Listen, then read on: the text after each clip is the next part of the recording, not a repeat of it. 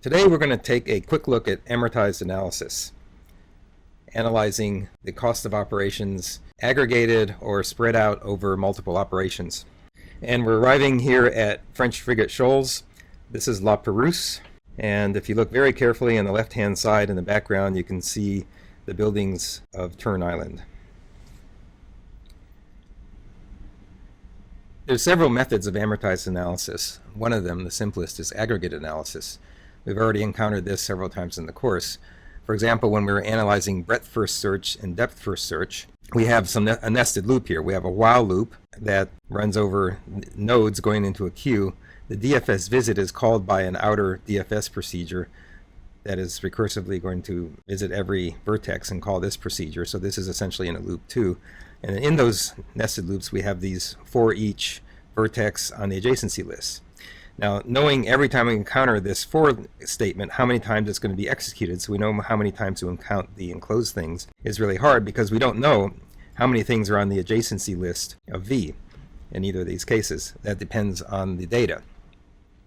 So rather than agonizing over trying to count or figure out or use some kind of probabilistic argument about how many times this loop would execute, we made the simple observation that in aggregate, across all of the passes through the while loop, encountering this for loop, we are going to process exactly E edges. If it's an undirected graph, that will be 2 E link list cells in the adjacency list. If it's a directed graph, it'll be exactly E adjacency lists. So counting across the entire execution of the single procedure here is much easier than trying to count each individual run. But that analysis is only concerned with the complexity of a single operation, trying to figure out what the cost of BFS is, for example. In practice, a given data structure has associated with it several operations, and they can be applied several times with different frequency. So sometimes we pay a larger cost with one operation in order to make the other ones cheaper. One example we saw was with the red-black trees, that we paid a higher cost in insertion. We would do the insertion at the leaf node of a tree, just like in a binary tree, but then we would pay a higher cost rather than just leaving it there. It satisfies the BST property. We'd do some rotations to rebalance the tree to reduce the cost of future operations of searching, deletion, and indeed future insertions. Another example is the Java hash table. At any given point, you might have a table that's kind of small, of a certain size, and then when you run out of space and need to reallocate a new table, you allocate one that's bigger, like for example twice as big,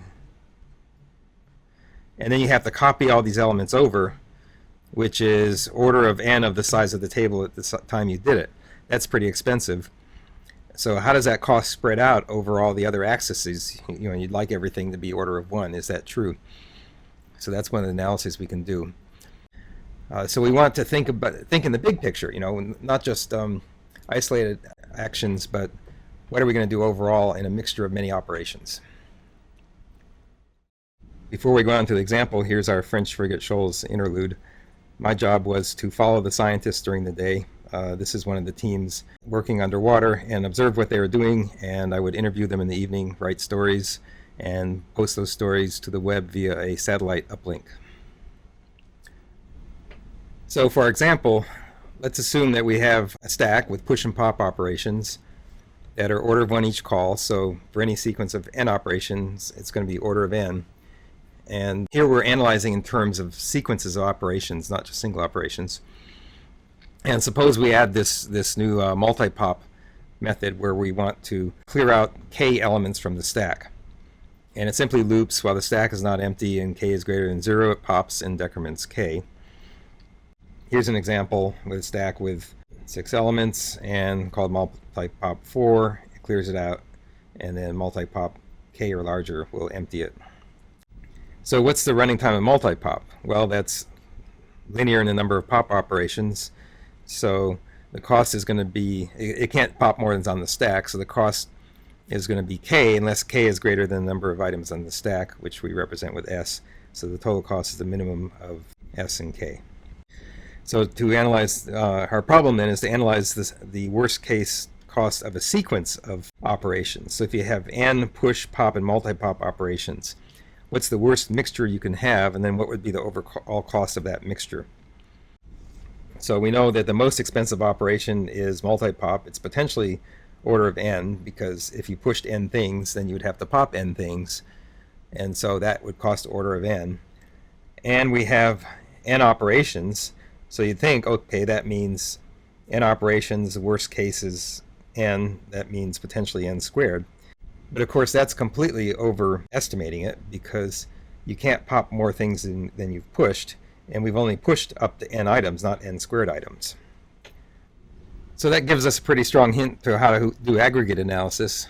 It's similar to the analysis of how many times can you process an edge in the DFS and BFS. You know that overall there's only so many edges.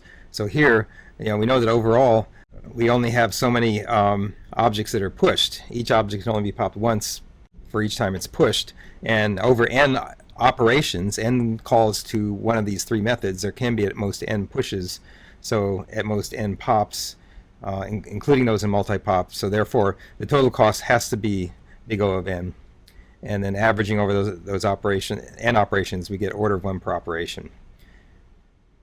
So that tells us that we don't have to worry about the expensive multi-pop, because in aggregate it's going to average out to be not very expensive. And it was a very simple analysis. No probability is needed to do this. There's some more complex examples in the book that may require some more thought, so it's not as trivial as it seems at first. In fact, the indicator and the variable analysis we did back when we were introducing that topic was a form of aggregate analysis, when I showed how to show the number of expected swaps needed in certain kinds of sorts that sort by comparing two items and swapping them. But one limitation of aggregate analysis is it treats all operations equally. It doesn't have a means of charging different operations, or accounting for the fact that different operations cost different amounts, and that you may be paying a whole lot for one operation to make up for a lot of other operations. So that will lead us to the next methods.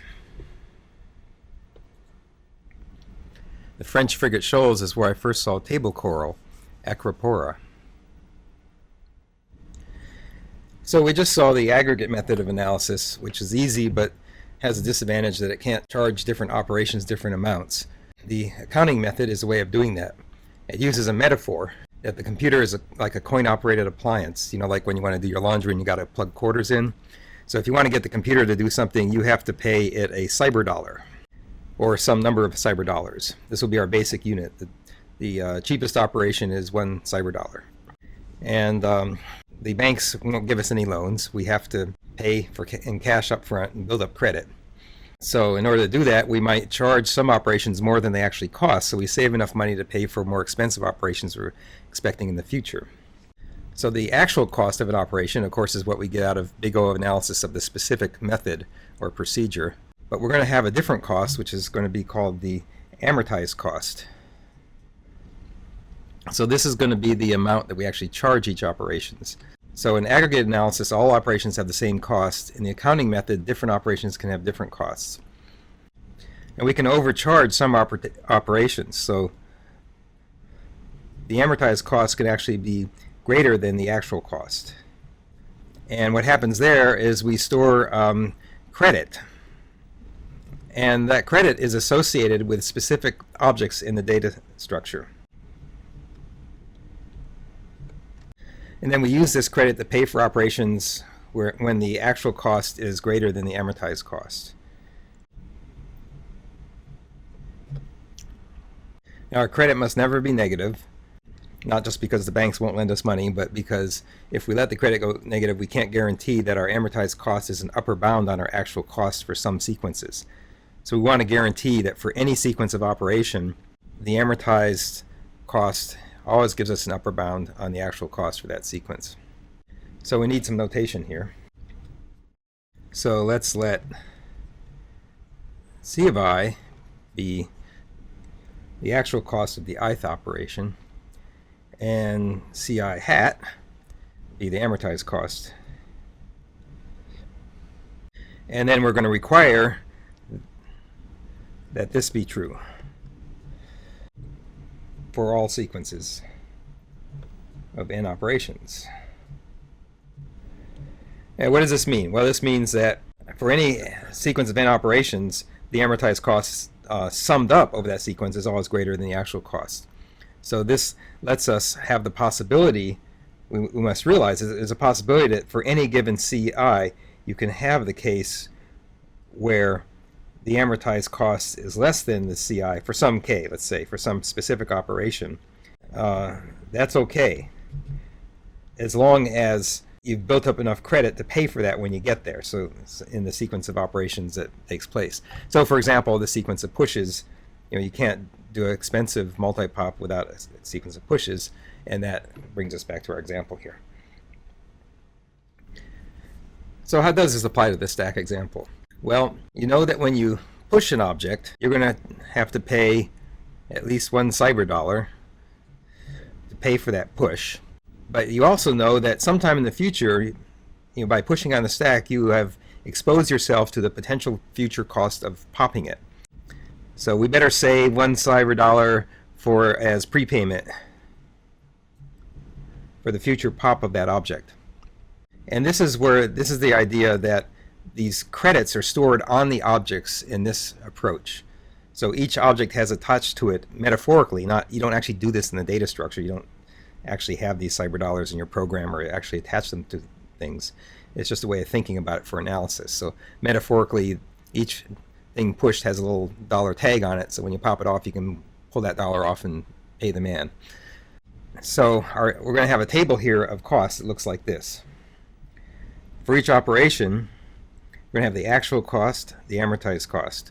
So the push, the actual cost is 1, as we said here, but we're going to charge it 2 as a prepayment, so the amortized cost is 2. For the pop, the actual cost to pop one item is 1, but we're not going to charge it anything. For the multi-pop, the actual cost is the minimum of S and K, the number of things on the stack, and what you've asked it to pop, and we're going to charge it 0.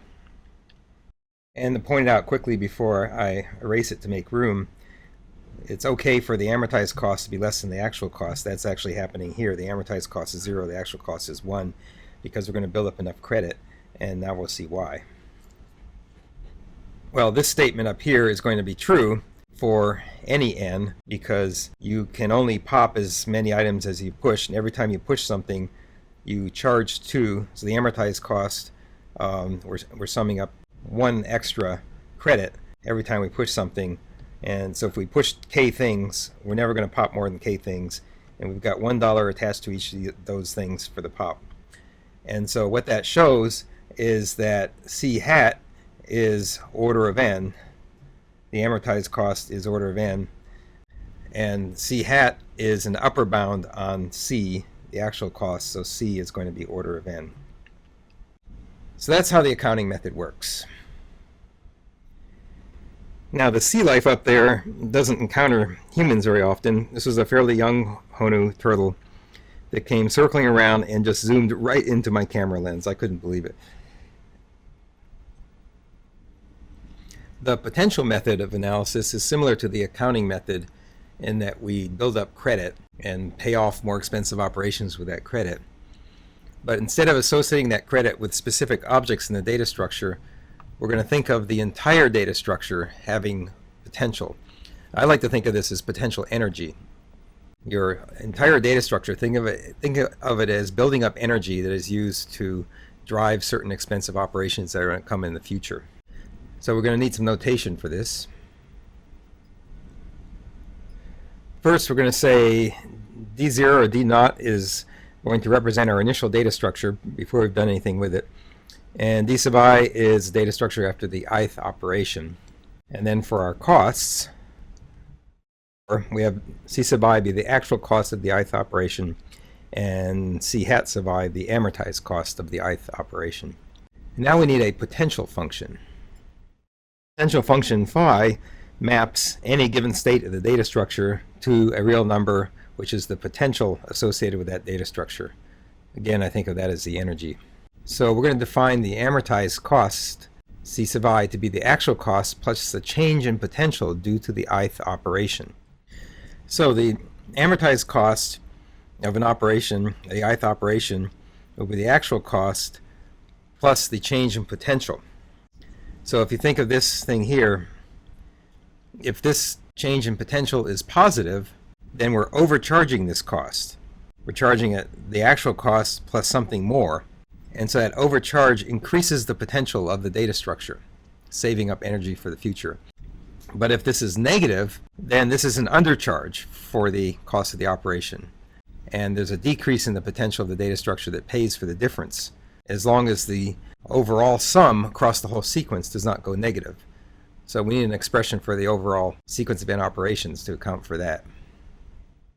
As you might expect, we're summing up the amortized cost of the first n elements and saying what that's equal to in terms of the right-hand side of this equation up here.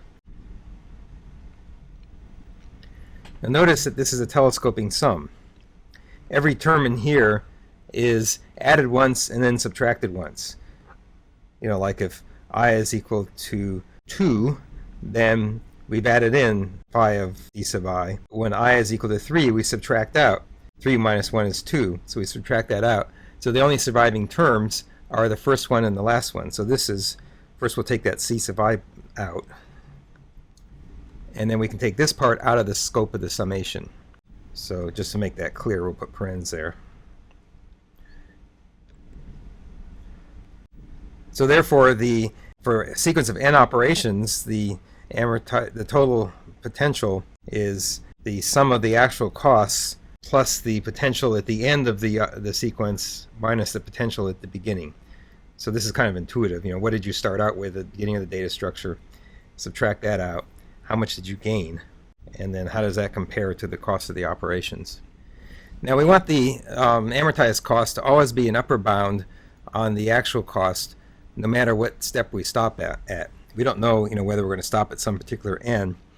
So we want this always to be upper bound as we go along here. So instead of n, let's think of I, and we're going to require that phi of d of I is greater than or equal to phi of d of 0 for all I. In other words, we're going to require that at any given step in the sequence we have positive potential. And this is analogous to not getting in debt in the accounting method of analysis. We can't have negative credit. And so we can do this by doing two things. We're going to first of all define phi of d naught to be 0. We're going to say we start with 0 potential, and then we're going to show that simplifies this expression down here. Then we just have to show that phi of d of I is greater than or equal to 0 for all I. So let's look at our stack example. We're going to define phi of di will be the number of objects on the stack. If we do that, then phi of d naught will be 0 because there's 0 objects on the stack at first, and phi of d of I will always be greater than or equal to 0 because there's never less than 0 objects on the stack. So we meet those requirements, that this will be an upper bound on the actual cost. So recalling this expression up here, we're going to set up a table to charge as follows. So for operation push, the actual cost is 1. The delta, the change in potential, is s plus 1, which is the new d sub I. After the push, we've added one element, minus the previous potential, because the potential is the number of objects on the stack, and that is equal to 1. So we add the actual cost, which is here, and the change in potential, which is this expression. We just figured out that that's 1, and we get 2. For the pop, the actual cost is 1. We went from a state where we had s elements to where we had s minus 1 elements. So it's the new potential minus the previous potential. S minus 1 minus s is negative 1. And so again, we add the actual cost with the change in potential. 1 plus negative 1 is 0. For the multi-pop, the actual cost is k prime, which is whatever the minimum is of k and s. The K is the requested number of things to be popped. S is the number of things on the stack. The change in potential. Previously we had S things on the stack. Now we have S minus K prime things on the stack. So S minus K prime minus S is equal to minus K prime. So the amortized cost is the actual cost from here minus the change in potential. So K prime, well, plus the change in potential, sorry, which is minus K prime. So the amortized cost in this case is also 0. So we end up with the same numbers as we got from the accounting method. But this is, even though this seems to lead to the same result, in some situations we're going to see later in the course, this will let us do things that would be harder with the counting method. So since we charge 2 for each push, and there's order of n pushes in the worst case, the amortized cost of a sequence of n operations is order of n. So things to keep in mind, if it seems strange that we are charging a push 2 and charging pop and multi-pop 0 when we know that multi-pop costs a lot more in reality than a push or a pop, this isn't, these specific lines here are not claims about the actual cost of a given operation. This is just a way of counting the total operation, the total cost of a sequence of operations. So we're not claiming something about the actual call. We're just saying over a sequence of operations we can guarantee that we have enough potential here on hand, just like with the accounting method we have enough credit on hand to pay for the operations when they happen. And again, because our amortized cost is an upper bound on the actual cost, and it gives us these bounds which with much easier reasoning than would be needed if we had to reason about probability distributions of inputs and things like that. So my next screencast will give an application of this to dynamic tables, like the Java hash table. So we've encountered some strange creatures in the French frigate Shoals, these methods of analysis, and this Gumby man in Ulua Head. But that's the end of today.